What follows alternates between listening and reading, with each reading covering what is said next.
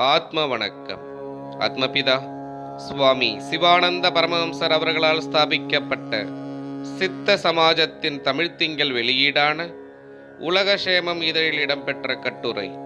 வருடம் 1974.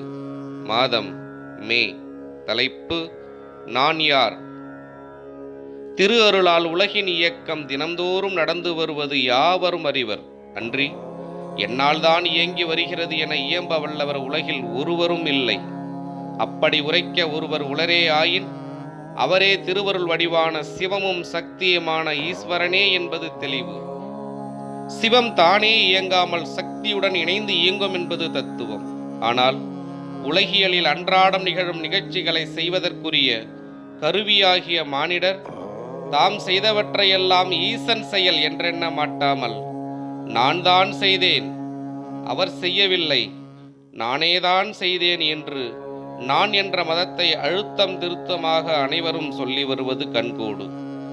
அதனால் அனுபவிக்கும் தொல்லைகளும் ஏராளம். இவ்விதம் நான் எனது என்னும் செருக்கு காரணமாகத்தான் இன்றைய உலகில் சமாதானமின்றி உலக சேமம் இல்லாமல் நான் நீ என சண்டையிட்டு கொண்டு மனிதகுலம் அழிவை நோக்கி வெகு வேகமாக போய்கொண்டிருக்கிறது. நான் யார் தொடரும். ஆத்ம வணக்கம்.